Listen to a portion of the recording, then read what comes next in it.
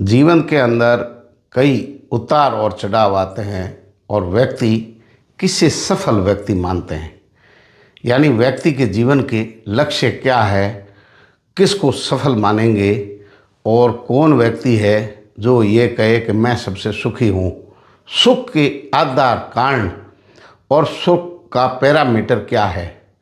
व्यक्ति घर से निकलता अपनी नौकरी के लिए, व्यवसाय के लिए, धंधे के लिए, लेकिन वापस घर आने का कोई न कोई मकसद होना चाहिए और वो मकसद अगर खींच करके आदमी को ला रहा है वो सबसे सुखी व्यक्ति है। उसमें कारण कोई भी हो सकता है। घर परिवार सुख शांति हो सकती है, माता पिता हो सकते हैं, भाई बहन, बच्चे, रिश्ते नाती, पोते पोतियाँ, कोई भी, उसका बगीचा हो सकता है, उसका खेत हो सकता है, उसके पशुपालन हो सकता है, उनकी मनपसंद जो चीज़ें घर में पाल रखी है उनमें से कोई चीज़ हो सकती है।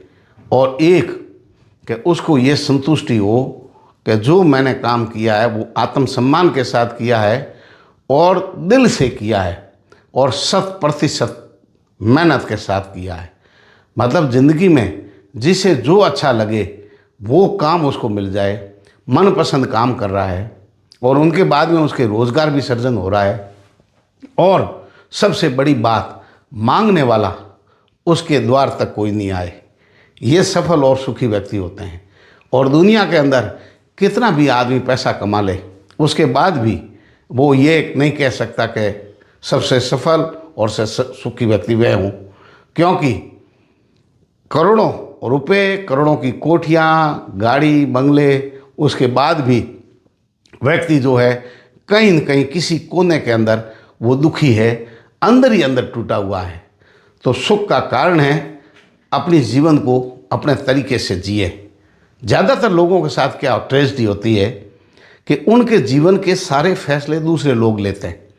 यानी उनके जीवन की पढ़ाई कहाँ करेंगे, बचपन कहाँ बीतेगा, कौन सा सब्जेक्ट लेना है, नौकरी कैसे करेंगे, रिश्तेदारी कहाँ होगी, शादी कहाँ होगी, खाना क्या बनेगा, किस तरीके के बाराती आएंगे, ये लगा करके पूरी ज़िंदगी जो है वो शर्तों पर जी रहा है, क्योंकि वो गुलाम प्रवृत्ति का है। उनकी मानसिकता जो है कुएं के मेढ़ की तरह एक दायरा है, उस दायरे को पार करके बाहर नहीं निकल पड़ रहा है।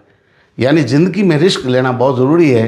अगर आप रिस्क लेकर के उनसे बाहर निकल के स्वयं के फैसले जिस दिन लेने शुरू कर देंगे, वो जो फैसले हैं उसमें तकलीफ़ें हो सकती है, परेशानियां हो सकती है, ये राह कठिन हो सकती है, लेकिन जिस दिन आपने स्वयं के फैसले खुद ने लेने शुरू कर दिए उस दिन से आप दुनियादारी सीखना शुरू कर देंगे। जब तक आप बेसाखियों के सारे चलते रहेंगे तो बेसाखियाँ क्या है, आपको सारा तो दे सकती है लेकिन अपने पाँव पर खड़े होने नहीं देगी।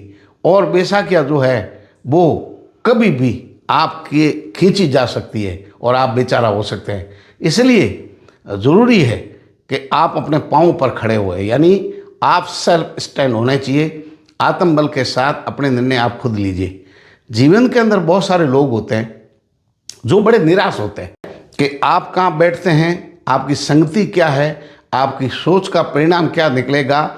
आप जिस तरीके की जगह बैठते हैं, जिन लोगों के बीच में बैठते हैं, वो लोगों की मनोदशा क्या है, किस तरीके के वो लोग हैं, इस तरीके का एक दायरा आपके चारों ओर बन जाएगा। इसी को नेगेटिव एनर्जी कहते हैं।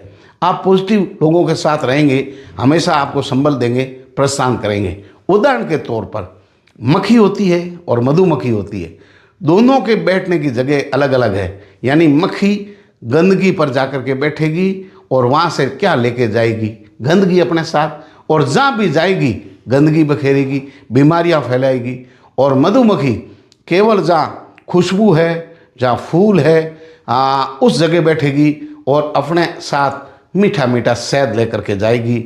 और वो जो है उसका इकट्ठा किया हुई अगर आप ग्रहण करेंगे तो आपके बाकी शरीर की तो छोड़ो, आँख में भी एक बूंद डाल दिया तो आपकी आँख ठीक हो सकती है। ये बड़ा जो है संगति, यानी आप कहाँ बैठ रहे हैं, आप अपने घर में बैठ रहे हैं तो घर का क्या वातावरण है, घर की साफ सफाई, आपके दोस्त है, दोस्तों का लेवल क्या है, दिन भर चर्चाएं क्या होती है, किस विषय पर चर्चा होती है, ये बहुत महत्वपूर्ण है। हर व्यक्ति का एक ग्रुप होता है, एक दोस्तों का, और उनके साथ वो उठक बैठक करता है, और उनके नज़दीकी जो उसके ग्रुप में लोग होते हैं वो दिन में मिले, सप्ताह में मिले, कहीं न कहीं वो है ज़िंदगी भर उन लोगों के ग्रुप के साथ रहता है, पूरी ज़िंदगी में हाँ उन्हीं लोगों से बना के रखता है। और वो एक दायरा होता है।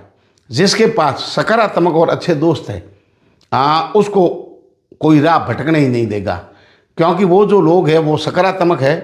और आप अगर बैठें तो आपसे ज़्यादा ज्ञानी, ज़्यादा समझदार, ज़्यादा सुलझे हुए व्यक्ति के साथ बैठेंगे तो आप उनसे बेहतर सीख सकेंगे और सीखने की प्रेरणा मिलेगी।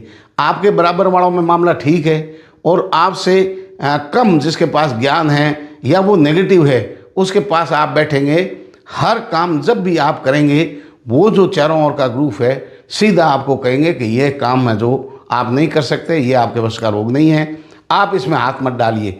और वो 1000 उदाहरण ऐसे देंगे कि वो उसको अस्पताल लेके गए, वो मर गया, वो डॉक्टर ख़राब है, ये धंधा शुरू किया, ये धंधा बंद हो गया, वो विदेश गया वहीं फंस गया, राजनीति में आया वर्ल्डपंसी हार गया, उसने दुकान पर रहा ये हो गया, नौकरी में कोचिंग में गया पैसे रुड़ गए। मतलब वो बर्बादी के 1000 गुण जो है गिना देगा। और LIC का जो एजेंट है वो आपके पास अगर 5-10 मिनट बैठेगा तो आपके मरने के इतने फ़ायदे बता देगा कि आपका मन होगा कि LIC ले ले, बीमा ले ले, मरने के बाद ऐसा होगा। और हो सकता है आपका मरने का मन हो जाए कि जीते जी तो कुछ नहीं कर पा रहे हैं, लेकिन मरने के बाद में बहुत कुछ कर सकते हैं। तो जिस आदमी के पास बैठेंगे यही नकारात्मक और सकारात्मक है। जो कमज़ोर लोग हैं, गरीब पैदा होना गुनाह नहीं है, लेकिन गरीब मरना गुनाह है। ज़िंदगी भर आपने क्या किया? आप दूसरे लोग सफल लोगों को गालियां दे रहे, सफल लोगों की बिल्डिंग को देख करके आप गालियां दे रहे, सफल आदमी की गाड़ी चल रही है उसको देख कर राह चलते आप उसको गालियां दे रहे।